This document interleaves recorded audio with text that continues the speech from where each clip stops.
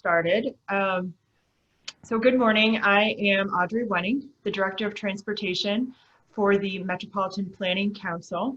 MPC is an 85-year-old nonprofit research, policy, and advocacy organization working on urban planning issues throughout the Chicago region. We seek to make the region more equitable, sustainable, and prosperous. Thank you so much for making time for this conversation despite the national crisis we're all experiencing. It appears that this crisis will be a real turning point in our society.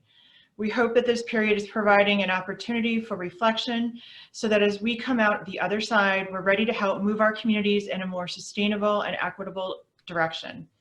And we can think of nobody better to talk about new ways to make our communities financially strong and resilient than Charles Marohn, founder and president of Strong Towns and the author of Strong Towns, A Bottom-Up Revolution to Rebuild American Prosperity. He's a professional engineer licensed in the state of Minnesota and a land use planner with 2 decades of experience. The format today will be that Chuck will present on his book for half an hour, and during the second half hour, he'll take questions from the audience. So please find your Q&A tab on the toolbar and type any questions there. Feel free to enter any as we're listening to his presentation. And then we are recording the webinar and we'll post it to the website after the event. So now I'm going to turn it over to Chuck. Beautiful. Thank you. And thanks for the opportunity to be here. I really appreciate it. And I'm glad we were able to do this in this way. Like you said, we've been trying to make this happen for quite a while. And I think we actually had something on the calendar for this month or next month. But you know, we'll do it here this way, and then we'll get together again soon in person, my hope is. Thanks, everybody. Strong Towns, our mission is to support a model of development that allows our cities, towns, and neighborhoods to become financially strong and resilient. I'll give you our website at the end if you're not already familiar with our work. We publish 2-3 articles a day. Very active on social and social space. Have 3 different podcast streams. Are doing videos and web broadcasts, and just launched the Strong Towns Academy, an online learning platform. So we're doing everything we can to try to share this message with as many people as possible. I want to make this very Chicago centric, at least in spirit today. Make no little plans is one of those gifts that Chicago gave to the world. This idea that we should think big and think large. We put this on, little kids' wall as an inspiration. We say this to ourselves to kind of highlight the grandeur of what it means to be human and what it means to strive. We carve it in granite and stand and stare at it and ponder the implications. Make no little plans. I think it's important for us to grasp that, when Daniel Burnham was putting together the Chicago plan, when he was looking at how to recover, and this is the early parts of the 1900s, looking at how to recover from the devastation of the Great Fire and how they would rebuild, he looked around the world at the great cities of the time and said, how does Chicago, how do we here become like these great cities? And really the idea of make no little plans is deeply steeped in history. We can look around the globe at the greatest cities that we all know and recognize, and they were ones that, yes, were built organically, but certainly based on the idea of a grand vision, the idea of let's do things that will start today and may take decades, generations, sometimes centuries to complete some of these fantastic projects. Of course, this was said in a time when human capacity to build, human capacity to reconstruct was limited. Our vision was, in a sense, constrained by our reach. There were certain things that we were capable of doing, but we didn't have the machinery. We didn't have the fossil fuel extraction. We didn't have the capital and the wealth to do a lot of the make no little plans ideas. These were things we were going to have to do over time.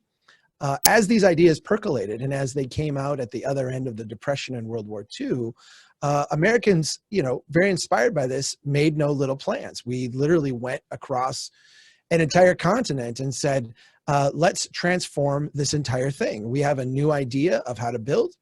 We have a new idea of how to create our habitat. We can solve a lot of these problems of the city that have been with us for decades if we just do something different. And we quite literally made no little plans, no longer bound by some of the physical constraints, no longer bound by some of the capital constraints. We went out and reshaped an entire continent in a very short period of time. I think we're starting to get a small taste at this point. It's mid-April in 2020. We're starting to get a very small taste of what people going through the depression had to have experienced. When we look at development patterns pre-Great Depression, what we see is an incremental style of development. This is the boundaries of the city of Fresno, California. And if we look over time at how Fresno grew, they grew in a very organic fashion, growing incrementally up, incrementally out, and becoming incrementally more intense over time.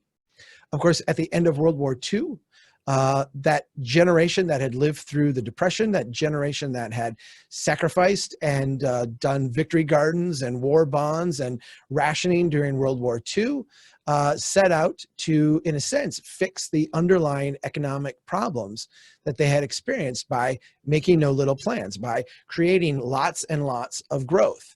And we took all of that capacity, all that ingenuity, all of that, in a sense, the war fighting, depression fighting capacity we had, and put it into this new experiment, this new way to build America. And we all understand what happened. We began to grow our cities very, very quickly. We expanded out horizontally, recreating a pattern of development that was, in a sense, centralized top down. Here are our road standards. Here are our building standards. Here is the way we're going to finance this. Here's the way we're going to insure it and sell it. And every aspect of this was made more and more efficient. We talk about this sometimes in terms of a cookie cutter, and I don't think that's the wrong way to think of it. You could think of it as a cultural assembly line that would generate growth in our economy by doing the same thing over and over and over again. This generated enormous amounts of wealth and enormous amounts of growth. And, we can look back at particularly the early decades of this, the 50s and the 60s, and see a period of time that culturally we still nostalgize today. These were the points of time when we could do anything as a country. We could, if you look back at the last presidential election, you had two candidates that were essentially selling us the 1950s and 60s. One sale vision was of, Ozzie and Harriet type families and blue collar jobs. The other vision was of a federal government that could be very expansive and very generous and do things like expansion of Medicare and Social Security, the Great Society. These were both byproducts of the early days of this growth machine that we built after World War II. Of course, at the local level, this is a very different set of transactions. While we can create growth very, very quickly, what we have come to understand and learn is that this has some dramatic financial implications for local governments, for local communities, for families and small businesses. This is data from the city of Lafayette, Louisiana. At the end of World War II, Lafayette, Louisiana had a population of just over 33,000. Today, it's 3.5 times that, a little over 120,000. That's a tremendous amount of growth during that period of time. But if we look at Lafayette, we see at the end of World War II, it took 5 feet of pipe per person to provide the people of Lafayette, the residents of Lafayette, water. If we look today, it takes 50 feet of pipe per person. That's a 10x increase. If we look at fire protection, we see that it took 2.4 fire hydrants per 1,000 people in order to keep the people of Lafayette safe and secure from fire. Today, it takes 21 times that. We have grown our population 3.5 times, but in this development experiment, in this new way of building America, in this kinetic growth machine we've created, it takes 10 times and 20 times the amount of inputs to get the same amount of outputs. We might be able to justify this in a way if our families were becoming richer, if our communities were becoming wealthier, if we were becoming better off. But when we step back and look, we see that's not the case. Our families, as we're kind of acutely now experiencing, have decades of reduced savings, of increased levels of debt. And while our liabilities have grown by 10 times and 20 times at the local level, our incomes and our wealth have not kept up. What we see is our local communities in this growth experiment can experience growth in the very short term only by taking on enormous long-term liabilities, only by becoming poorer and less prosperous over time. This is one of those examples that we become kind of well known for here at Strong Towns, and I apologize to those of you that have seen it before, but it's so compelling. I always feel like it captures in just a very short couple of images exactly what we have done post-war with our development pattern, and also gives us a sense of what we can do to start to repair this damage and get back to building strong and prosperous places. These are two identical blocks here in my hometown of Brainerd, Minnesota. This is actually just a little ways away from me here as I sit in my home office today. These blocks are the same size, the same area. They have the same amount of public infrastructure. In terms of our municipal corporation, this collective project that we're all working here as shareholders, as residents of this city, this represents the same amount of public investment today and ongoing in terms of service and maintenance. If we look at the way these blocks are developed, everything about them is the same except for the style of building. That block on the left is the kind of first iteration of building. This is the kind of infant style of development. This was built in the 1920s. This would have been the far reaches of town, these three blocks.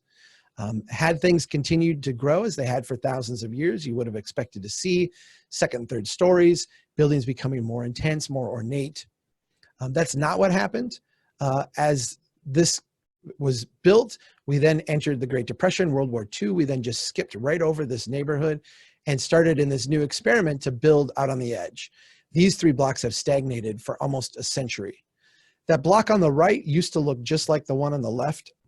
We got it torn down and rebuilt now with a Taco John's.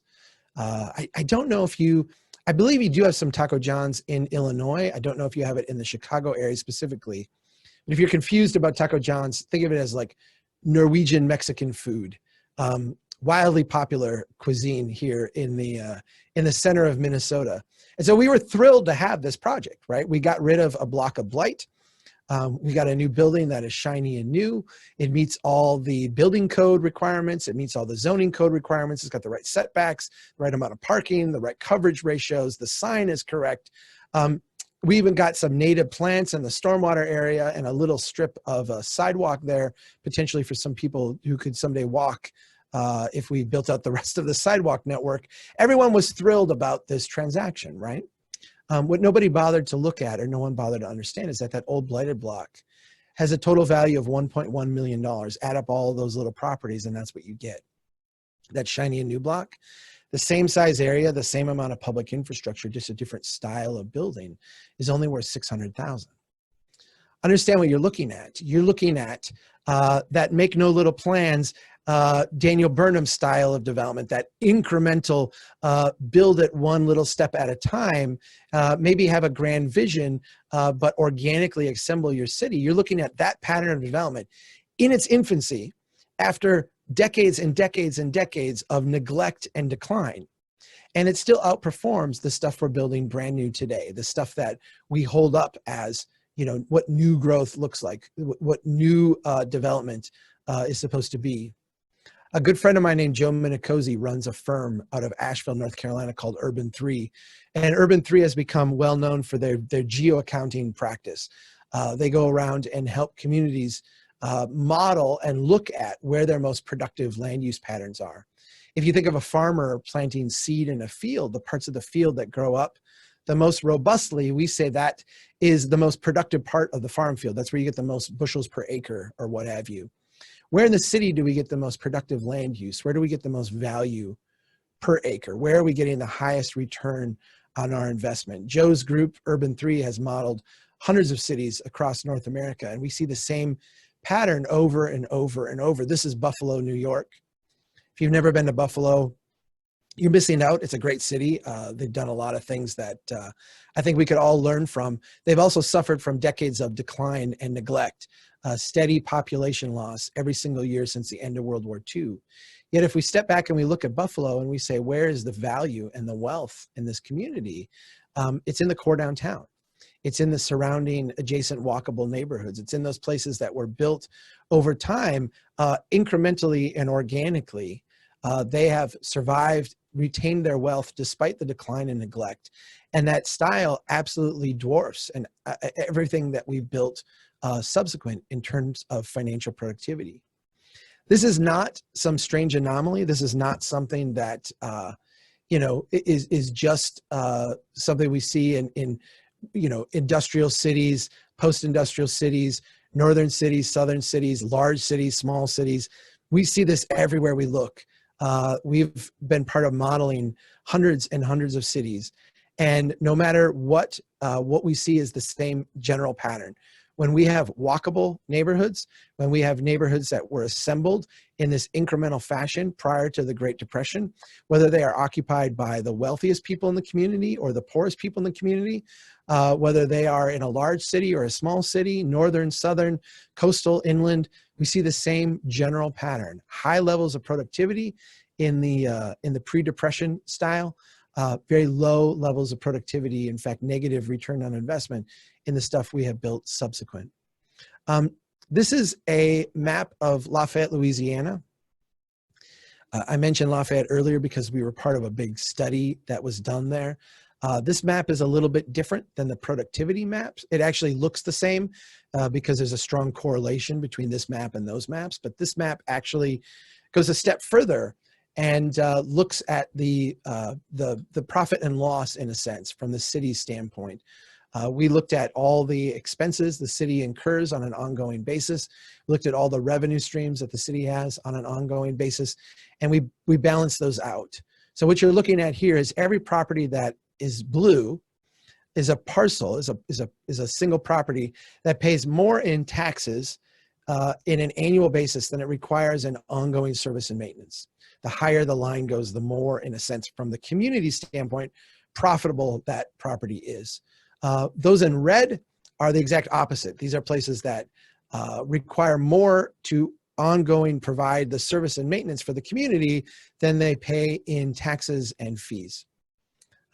Let's explore this a little bit. That blue area in the middle is their core downtown. That kind of crescent of blue to the east of that is some of the poorest neighborhoods in the community. Here's an example of what they look like. If you, that upper right building there, picture there is the core downtown of Lafayette, Louisiana. I don't think anyone would look at this and say, visually, this looks like prosperity, yet when we run the math, when we look at the numbers from a profit and loss standpoint, it is tremendously profitable. It does really, really well. In the bottom right, obviously not the greatest architecture, not the most value, from an eye test visually, does not look like a very valuable neighborhood. Yet when we run the numbers and we look at the ongoing expense of providing maintenance and we look at the revenue and the tax base that is there, what we see is that these neighborhoods are immensely profitable. They generate way more revenue than they are generating in expense. And just so we're clear, our analysis assumed that the city would go out and do the maintenance. They would go out and fix the road. They would go out and maintain the ditches. They would go out and replace the streetlights and replace the sidewalks and do the things that they're doing, or supposed to be doing. The fact that they're neglecting that in this neighborhood was not taken into consideration in our analysis. And so if you actually consider that they are neglecting this neighborhood and not doing the work, that blue would be even more profitable than it is today. We assume that they would eventually get around to doing it. That red stuff, I think we can all guess at this point what that is. Those are the big box stores, the strip malls, the drive-through franchise restaurants, the gas stations, the cul-de-sac developments, the three-car garage with the attached house. All of that stuff that we've come to consider as growth, as normal, as the way we build things in this kinetic growth machine. That stuff is all that stuff that is in red. When we step back and we look at the city of Lafayette, Louisiana, what we see is a pattern of development very similar to what we see in really every city across North America. When we look at Lafayette, Louisiana, what we see is that the median family pays $1,500 a year in taxes to the city. That median family will pay other taxes to the parish and the school district and what have you, but $1,500, the median family sends to the city every year in order to maintain everything that they built, in order to take care of all the pipes and the pumps and the valves and the meters, to fix all the roads and the streets and the sidewalks, in order to keep everything working and everything running, provide all the transit service, the police protection, fire protection. Median family taxes would need to go from $1,500 a year to $9,200 a year. 1 out of every $5 that a family makes in Lafayette, Louisiana, will need to get sent back to the local government, to the community, in order to sustain and take care of everything that they've already built. That's not going to happen. And there's zero chance that it will ever happen. Lafayette has for decades, like every city in North America, exchanged near-term, short-term growth advantages for long-term liabilities, and is now living with decades of liabilities that they simply do not have the tax base or the wealth to sustain. And so at some point, the city of Lafayette is going to have to make a decision, a conscious decision. They're actually doing this now year after year by deferring maintenance and putting off projects and chasing growth and kind of the quick fix. They're going to have to decide what road do we fix? What road do we walk away from? What pipe do we repair? What pipe do we let rot in place? What neighborhood do we take care of? What neighborhood do we allow to go bad? This is a difficult conversation. It's one that we have seen play out in the city of Detroit. When we look at Detroit, there's all kinds of narratives to explain what has happened in Detroit. A lot of them are either, deeply racist, deeply prejudiced in one way or another, anti-capitalist, anti-union, what have you. To me, Detroit is very simple and easy to understand. If you actually grasp what we did after World War II, you can look back and see that Detroit was merely the first in a long line of these experiments. Detroit, in the early 1900s, was one of the most successful cities in North America, a city of amazing wealth and opulence. You can go to Detroit today and still see buildings like the Detroit Opera House that, if you were to drop it into any cosmopolitan European capital, would be right at home. This is an amazingly wealthy place. When Detroit was on its way to becoming the Motor City, they were the first ones to experiment with this new pattern of development. They literally pioneered what has become the North American style of building. They were the first ones to build suburbs on the edge. They were the first ones to have people drive in for work during the day and then drive back in the evening to create a commuter culture. They were the first ones to run highways through the middle of their neighborhoods to make this happen. The first ones to, at scale, start to tear down buildings to create parking lots and other auto-oriented uses. They were the first ones to grow outward in a rapid way. And when we hit the Great Depression in World War II, while cities around the country were going through bankruptcy and were cratering and were having all kinds of problems, there was one city that continued, albeit a little bit more modestly, to grow and experience success, that being Detroit. And so it was very clear to every local mayor, local city council member, legislator, Rotary Club president, bank chairman, exactly what needed to happen after World War II if we were going to get our places back, if we were going to get our economy growing again. What we needed to do in every city was to copy the development pattern pioneered by Detroit. And that's exactly what we did. We went in and we copied exactly what they had done. When you take a city, a very wealthy city, and you spread it out over a huge area, driving up your costs and denuding your tax base in the process, you get the bankruptcy of Detroit. Like all bankruptcies, has happened slowly and then all at once. When we look at the way Detroit was built, what we see is that Detroit in its apex, in its peak, was this very organic, incrementally constructed place. This is my hometown back in 1870, following the same pattern, but you can get an early glimpse of what every city in the world really looked like that was founded before this great experiment that we've been on post-World War II. Every city was founded like this, a collection of pop-up shacks, a series of hopes and dreams. We built thousands of these across North America, and a lot of them failed for reasons that are impossible to predict or project or even fully to grasp after the fact. It was just the wrong people in the wrong place at the wrong time. Of course, when a place like this fails, the economy doesn't collapse, things don't go bad, unemployment doesn't skyrocket. We just pick up, the pieces and salvage what we can and move on to the next place. But when an experiment like this works, when it's the right people in the right place at the right time, something just very simple yet very magical happens. It starts to grow incrementally up, incrementally out, and become incrementally more intense. And so this exact street here, after 30 years of growth, would become this street here. It's the exact same street.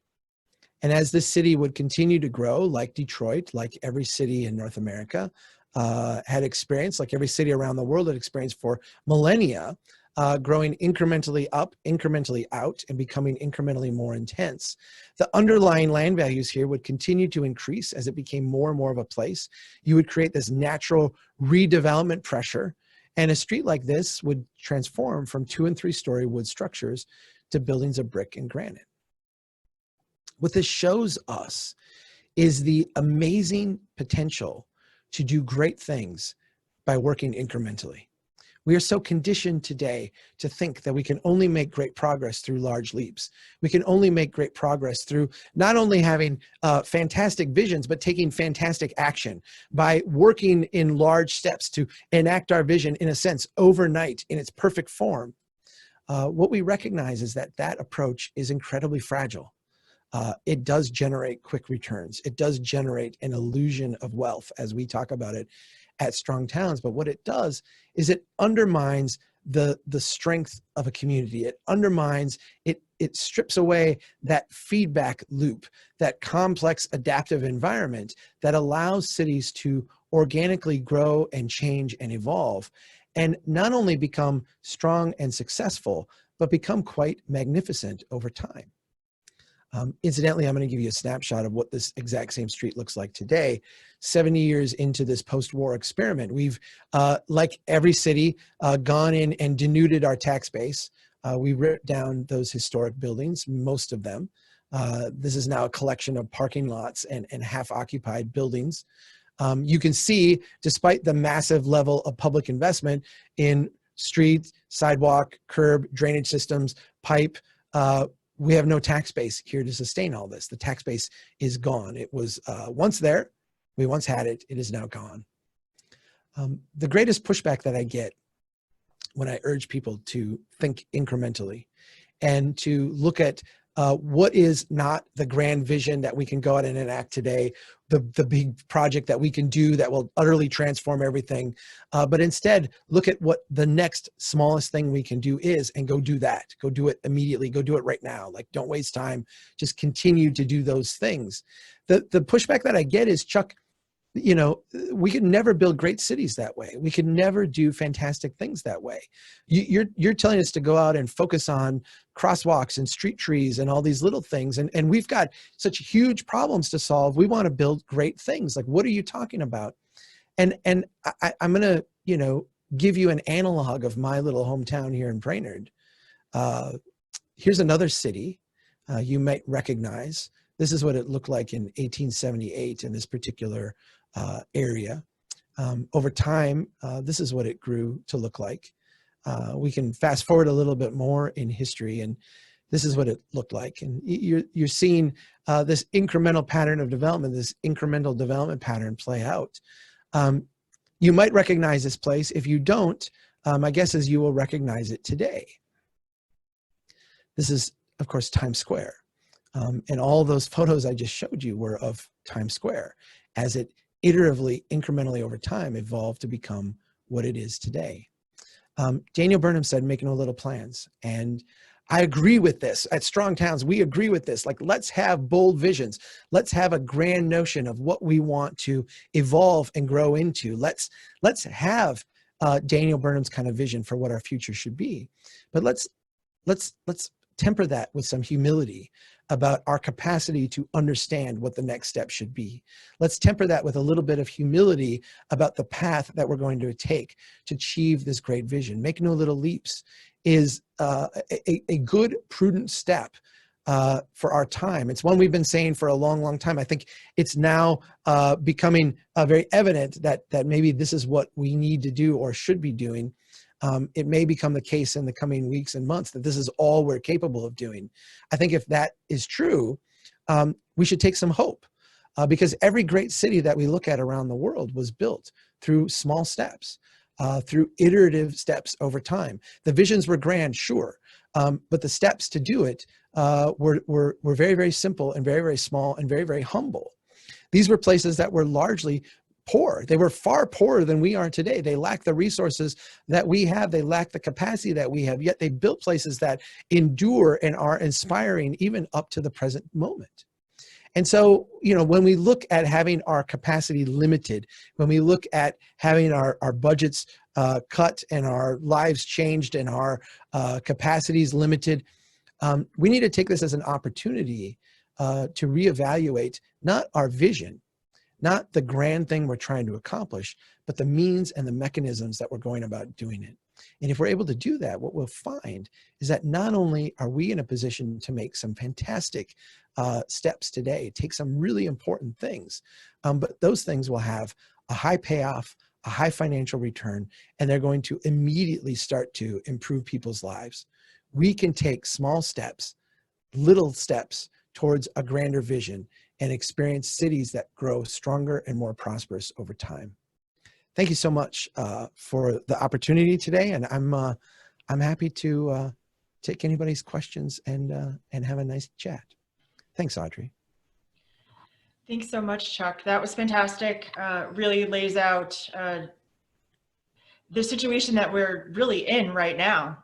Reduced resources and gonna have to make some hard choices. And so this is like perfect time for this conversation. I wanna remind everyone who's watching that you're very much invited to ask questions through the Q&A box, and then we'll go ahead and pass those on. We have one question here about where the wealth is accruing. Is wealth accruing to businesses? Is it accruing to individuals? When you talk about the value and the productivity of cities? When I show the productivity maps, where is that wealth? That is wealth that is accruing to those property owners. I think it's important to understand the way we're modeling or the way we're expressing community wealth. There's a lot of different theories of government, the way the federal government should run, the way the state government should run. We really have no argument one way or the other with any of those theories. Go ahead and hold whatever theory you want about state and federal government. When we look at local government, what we look at is government being a collection of us. Local government is, and this is one of our core principles at Strong Towns, local government is how we take collective action at the local level. It's how we do things together in a community. And it can be things as simple as collect the garbage and maintain the roads. It could be something as complicated, you know, as social policy or what have you. It's the way we take collective action. If we are going to take collective action as a municipal corporation, as this group of us together, the resources that we're going to have for that are largely going to come from our wealth as a community. And so what we're showing you and what we're demonstrating is, where is that wealth? How is it distributed? Where does it come from? In those diagrams where we're showing you the value per acre and the financial productivity, what we're showing you is the land and the buildings that people actually own. That's wealth that is distributed, however, throughout our community by the individuals, the businesses, the corporations, the shareholders you can think of our municipal corporation. That is the wealth that we would draw on to do anything collectively. So yeah, you're talking about the wealth of your community. How much does your community's investment generate in community wealth? And then, you know, how you tap that wealth to then pay for and sustain that investment is, you know, the local nuanced conversation you need to have. Great. There's a question here noting that you have been focusing on small steps that build great cities. What about the poor neighborhoods in these same cities? There's a lot of concern about inequity. Certainly it's a huge issue in our region, Chicago region.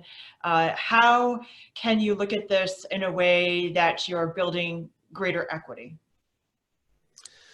Well, I think there's two things to note. First of all, number one, when we do these, when we look at financial productivity, it is generally, and this is true except for the very highly gentrified areas, it is generally true that the poorest neighborhoods are also the most financially productive. So when we look at that map I showed you in Lafayette, one thing you can say about Lafayette, Louisiana is that the poorest people are subsidizing the wealthiest people. That is a predominant that is a predominant condition that we see across North America, is that our poor neighborhoods subsidize our wealthy neighborhoods. We often justify the growth out on the edge as the way we're going to pay for things. It's the exact opposite. Those are the places that are actually draining our funds. And so what we recognize when we go to these areas, and I showed you some pictures of what those neighborhoods in Lafayette look like. We can go to these same poor neighborhoods in my community. We can go to the poor neighborhoods of Chicago. What we see is that when we humble ourselves to actually experience the community the way people there are experiencing it, what we see is that there's an endless number of small needs that we can immediately and very quickly address. When we go out and we follow, observe, experience the community the way people living there do, what we find is that little things like street trees and crosswalks and safer crossings and slowing down traffic a little bit and filling in gaps, making it safer to bike, making it safer to walk. These are things that have real financial returns for the people in those communities, for the people living in those areas. They're also things that have immediate quality of life returns. And so the great thing about the Strong Towns approach is that we're never starting from a place where we think we have the answer. We're always starting from the lived experience of people living in a neighborhood, in a community. And when we humble ourselves to actually serve those needs, what we find is that we make very low cost, very high returning investments that also correlate with the urgent quality of life needs that people in those places have. That is the way you build wealth, and that's the way you take care of and address the issues of how people are living and how just of a society we're trying to create. That's a very powerful example in terms of incrementalism and improving quality of life with every step and with making low cost improvements. One of the viewers is asking, what about incrementalism, however, when the foundation is not cost effective, such as incrementalism in sprawling suburb? So does incrementalism work everywhere? Is it really a question of density? How do we address that question? Well, let me deliver one hard truth, and then we'll discuss that in the context of this difficult truth. When we look at Lafayette, Louisiana as a kind of a proxy for this conversation, because we have really good numbers there, but this is stuff we've seen in other places too. What we have modeled is a development pattern where for every $1 of public investment, you're only generating 50 cents of private wealth. When we look at cities and successful neighborhoods, what we see is that the ratio is actually more like $20 to $40 of private wealth for every $1 of public investment. So if you're going to have $1 million of street improvement, you need to create $20 million of wealth in order to make that a viable relationship over time. In Lafayette, Louisiana, what we see is in not 20 to 1, it's 1 to 0.5. So 0.5 to 1. There's double the amount of public investment that there is private investment. That is something we see in cities everywhere. We see ratios of 1 to 1 or less. What that means is that for suburbs, which are actually the worst at this, there's the most amount of public infrastructure investment for the lowest amount of tax base in the suburbs. The further you go out, the worse this ratio becomes. What we see is that those places are either going to have to give up 90% plus, like the very far edges, 95% of their infrastructure expense is going to go away. So it will be very much Detroit-like, abandoned. We're going to walk away from pipe, walk away from roads, walk away from streets, and or the tax base is going to increase by 40 times. It's hard to imagine this happening in a lot of suburbs just because they are built all at once. They're built to a finished state. They're designed to resist adaptation and change. And so I think the future of a lot of these places is very grim. I don't know how a Chicago exurb will evolve and change and adapt without ongoing subsidies and support, because it's just financially not viable and it's not designed to change. If we go to Detroit and we look at Detroit's neighborhoods that have experienced this, what we see is that a lot of these neighborhoods fall apart and go away. They just disappear. And it's painful, it's difficult, and it's hard for us to imagine, but it's going on in front of our eyes. What we also see in Detroit, though, and this is the context of this adaptability, is that there are places, and they're not able to be identified in advance. They kind of come up randomly because they're a collection of complex things coming together, different people with different attitudes and different approaches, different financing opportunities. And what happens is that in kind of a random way, places start to coalesce and they start to form. And you'll see neighborhoods start to be created, in a sense, out of whole cloth, the way they were in the past. And so we could go back 20 years and say, project out where you're going to have like a real neighborhood structure in this kind of decline of Detroit. And very few people, no one really would have been able to point them out. But now, 20 years on, you're able to look and see this area has actually thickened up, has coalesced, has experienced that, and this vast area around it has gone the other way. I'm not saying that this is the greatest solution. I'm saying that this is kind of the byproduct of what we have built. It's kind of the predicament that we're in and the outcome that I think you can expect to see happen. And so the way I would approach the far suburbs is just with humility. Like, let's allow them the opportunity to adapt and change and grow. I think that most of them will struggle to do that. And as a result, most of that will go away, but some of it will remain and some of it will be viable. And those are places we can start to build around, again, incrementally, and build on that capacity. The problem is we don't know where those are today. They're going to have to emerge themselves. I read about this in chapter 6 of my book. The entire chapter 6 is about this because it's one of those really hard things to get our minds around. You all are sitting there with plans for expanding transit and walkability and what have you out to these areas. And if I were advising you, I would say, take a more humble approach, maintain what you have as best you can, focusing on high productivity areas, and then create the systems that can adapt and evolve throughout the entire system. And the successful places will emerge, and then just keep building them incrementally. That's the best that we're going to be able to do right now. And by the way, I think that's also like the most humane thing we're going to be able to do right now. So when we think about incrementalism and development, a lot of what guides us, or maybe everything that guides us, is baked into our zoning codes. We have a lot of planners on this webinar who live and die by zoning.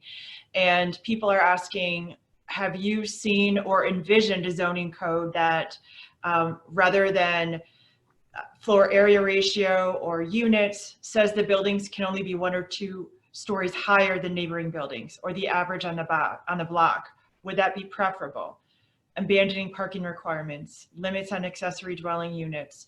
Have you seen ways to deal with this in zoning where you can really move things forward? What is your advice in terms of modernizing the zoning and making it work for us better?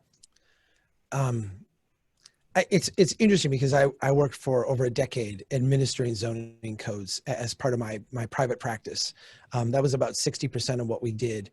And I began that decade firmly as a planner, believing that the right zoning code could not only form a great neighborhood and create prosperity, but the right zoning code, the right mix of zoning controls could cure cancer, create Middle East peace. There was nothing you couldn't solve without the right, zoning code.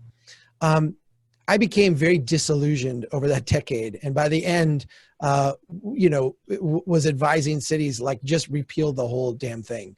I wouldn't go quite that far. And I'm not standing here as like an anarchist saying we should have no regulatory controls. I think the most innovative thing today, there have been people for decades now working on adaptive codes and form-based codes as like a style of adaptive code. The early versions of the smart code had provisions in it where you would upzone T-zones every 30 years. So every generation you would become more intense as a building structure. I think that that's the way we need to think about our neighborhoods. And so what I would ask, or what I think a good code would do, and I've seen some, there's one that my board chair actually wrote like 20 years ago, a guy named Andrew Burleson, who is the chair of our board at Strong Towns, wrote this thing called the Adaptive Code. And I think he was right on. It was essentially a code designed to allow everywhere at all times the next level of intensity in terms of development, but nothing more than that. So you asked as part of this question, would you have your height limit be the average height limit of all the buildings? I would not do that. What I would do is I would say the height limit is 25% higher than the highest building, in this area. And so what you have is not large leaps. Again, I write about this actual thing in chapter 8 of my book, but you want to incrementally develop a place. You want to put the value back in the land, in the neighborhood, and have that drive your redevelopment potential. There should always be a relationship between what is built on the land and what the underlying land value is. If you have land in Manhattan, you should not have a tool shed and a mobile home on it, because that land is like really valuable per square foot. It should have a very intense building on it. If you go out to, a building on 20 miles, out here in a pond in the middle of nowhere from where I live, you're not going to put a granite column 20-story condo unit on it because the underlying land value is not there. Well, step back and look at your community. How can you have a block or a neighborhood where you have 1-story, 2-story, 3-story buildings and then 20-story towers right next to each other? It's a distortion of your underlying land value that's coming out of your zoning code. And it's actually stagnating your neighborhood and stagnating your community in ways that are unhealthy. We've got to create zoning codes and regulatory environments that allow always and everywhere the design and the flexibility to morph into the next increment, but nothing beyond that, and allow our neighbors to organically grow again. By the way, this is when we look back at the Daniel Burnham days and before, what we see is that our reach was limited, right? There was only so much we could do so quickly. And so our communities started to thicken up, but then the pace of change would slow because of our capacities. What we're trying to do today is essentially throttle down our ability to go in and utterly transform something overnight, because if this experience right now we're going through teaches us anything, it's that we can benefit from that self-imposed humility in a sense. Yeah, take a deep breath. So there are a number of questions here that continue to want to understand the statement you made earlier about how the poor neighborhoods are subsidizing wealthy areas. This is a tension that we're feeling greatly in Chicago and in the whole region. Is that so? If we're looking at Chicago, do you view that as because current city investment for maintenance may be inequitable, or is this based on where there should be investments in maintenance and improvements? Is that why poor neighborhoods are subsidizing wealthier areas? How would you characterize that for a Chicago context? Okay, I think we're gonna separate two things. Let's try to divorce ourselves from the difference between cash flow today and the wealth of the community over the long term. When we look at that like Lafayette map that I showed you, what we see is that all that stuff out on the edge was red. deeply, deeply red. In fact, the further you went out, the higher those lines went, the more red it got. Those are places that are financial losers. They're losing money. It's a tremendous long-term negative cash flow on the community. What needs to be understood is that in terms of our current budget, like the budget we have this year for the coming year, those places are cash flow positive. And so if our event horizon, if the way we're looking at this is the next 3 months or 6 months or 12 months, what I just said, you'll have a very difficult time coming to grips with. When we go out and build a new development out on the edge, we can finance that with the developer's capital. They can tap into Wall Street money. They can build that. They can sell those off. We take those mortgages and sell them off on a secondary market, securitize them. People take on private debt. As a local government, we get the fees from the transaction. So we get the development approval fees, we get all that, and we get this new tax base. And so from a cash flow standpoint, in year one, it's all gravy. We're doing really, really well. And if you look at the cash flow right now today, the wealthy neighborhood is subsidizing the wealthy neighborhood on the edge is subsidizing the poor neighborhood. If you look at it from a balance sheet accrual standpoint, so in other words, if we look at the actual wealth of the community, along with that development out on the edge, which generates this much cash, we take on this much liability. We take on all this promise to maintain the road, maintain the pipe, maintain all the infrastructure to get there. So if we look at it from your balance sheet, not from your cash, but from balancing your long-term revenue versus your long-term promises, what we see is that the revenue you're bringing in over the next 30 years is dwarfed. Like it's a tiny fraction of the promises you're bringing in. When we look at the neighborhoods in a balance sheet standpoint, what we see is that the poorest neighborhoods have the most wealth. They have the greatest amount of return compared to the amount of ongoing cost that we have if we were to maintain them properly. The fact that we don't maintain them properly makes that even a greater disparity. But over time, those are the neighborhoods that have our wealth.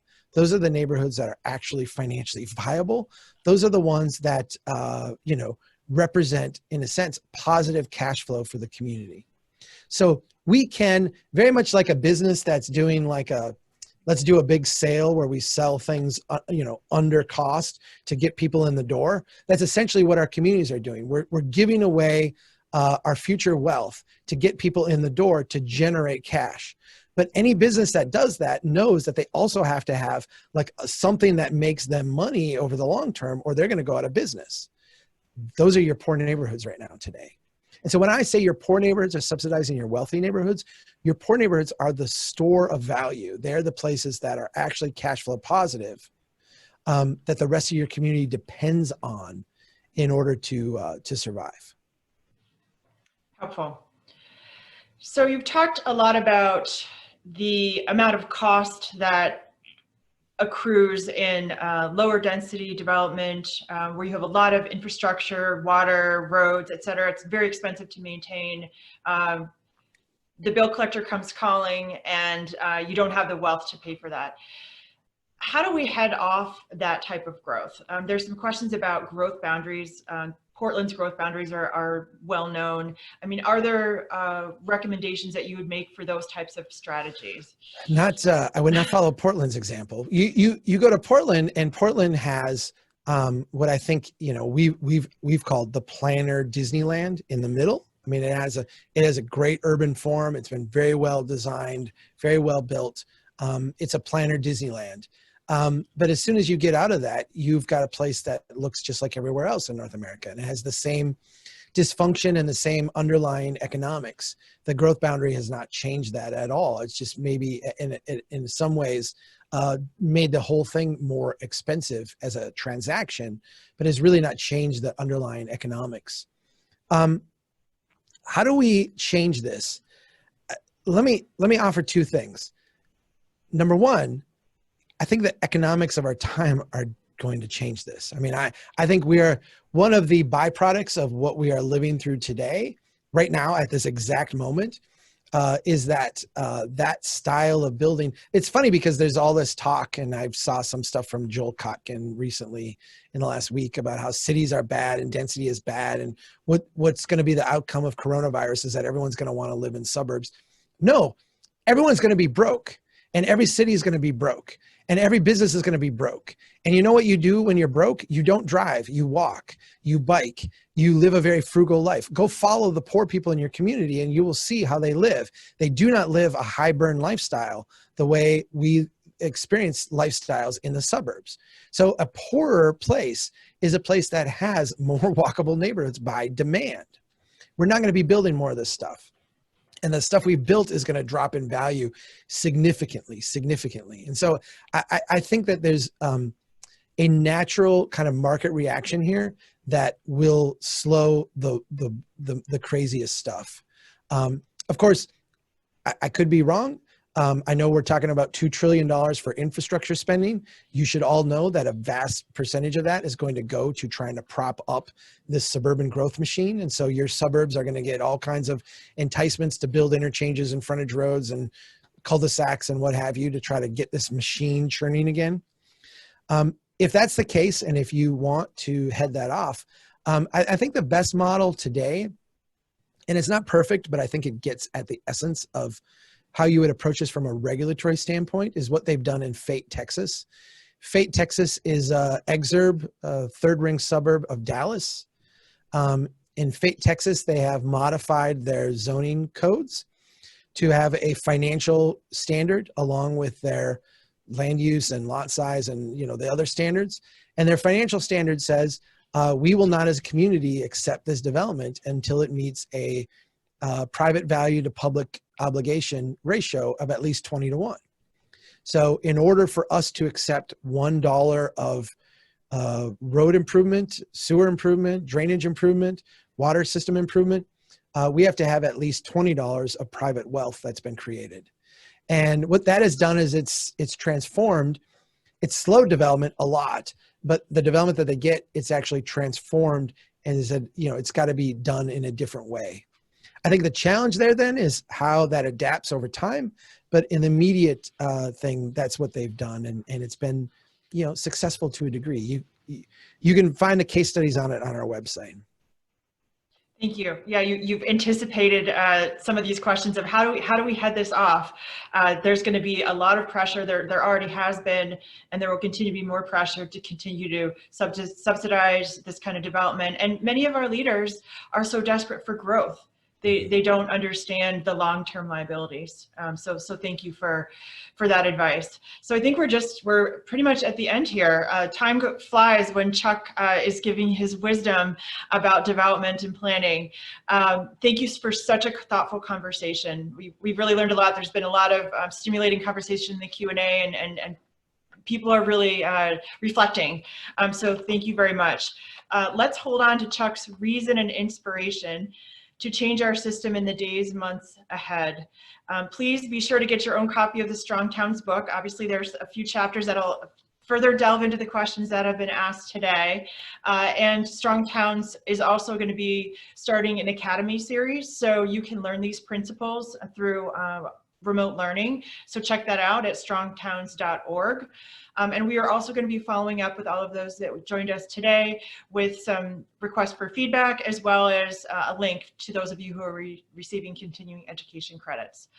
So thank you so much for joining us, and we're going to wrap it up. But thank you so much, Chuck. It's been wonderful. Thank you, Audrey, and for everybody, I think when this crisis abates, and it will abate at some point, let's all get together and have a nice chat, have a nice get together in person. That would be delightful. So let's plan on it. Okay, sounds good.